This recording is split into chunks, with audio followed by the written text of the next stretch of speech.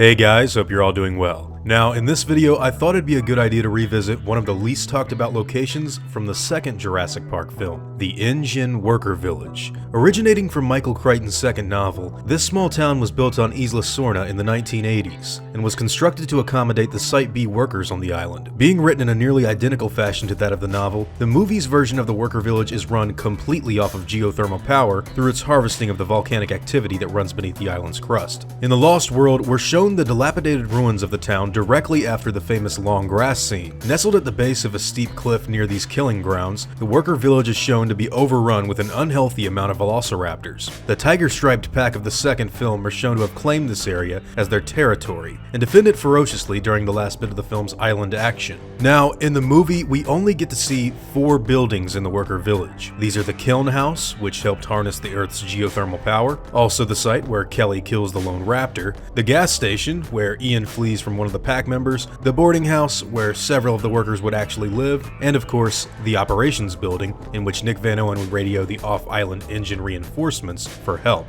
Interestingly, in Jurassic Park Trespasser, another town is shown in the island that is considerably larger. Here, you can find the residences of John Hammond, Dr. Henry Wu, a generator tower, cafe, and even a saloon. This town is named The Burrows, an affectionate title given to it in honor of Edgar Rice Burroughs himself, creator of an equally interesting classic, The Land That Time Forgot. Other areas of the town are named after other science fiction authors such as H.G. Wells and Jules Verne. Now, originally this town was supposed to be based off of what was going to be in the Lost World movie, but after Spielberg chose to move the film's climax to Santiago, he contacted the contractors who were still constructing the set and told them to finish what they'd currently started.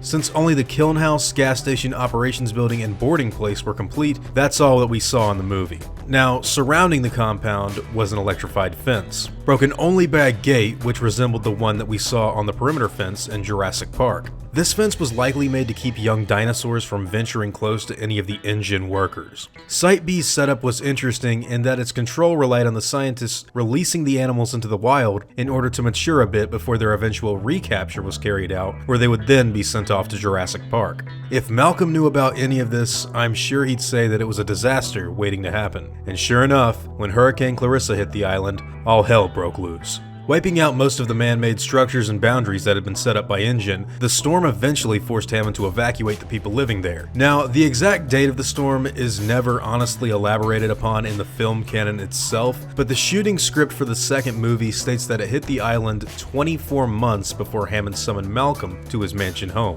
This information directly contradicts the final film version itself though, because the former CEO states that he's had research on dozens of species on the island living in their own social groups without fences and boundaries for 4 years. This would place the hurricane's actual occurrence around 1993, which would coincidentally be the same time when Jurassic Park takes place. This is what's led many people to believe that the hurricane that destroys Site B can actually be seen in the first film when Muldoon turns to check out a computer screen. But to clarify, this has never been proven 100% and is still open for debate. That being said, the InGen Worker Village is one of the most mysterious and kind of thought-provoking locations from the entire series. What would a person's life be like here in this geothermal compound? How would living amongst genetically engineered dinosaurs affect the way you slept at night? And how would it feel to know that your entire life on this island was signed away to secrecy as soon as you became employed? All of these things are questions I've asked myself for a few years now, and I know that many other fans have pondered them as well. I'd like to know what all of you think about the Worker Village and if you'd be interested in seeing it return to the big screen sometime in the future. If not in a film, then possibly in some sort of series or even book form. Let me know if you're interested in the comments down below, guys. I know I'd love to see it again.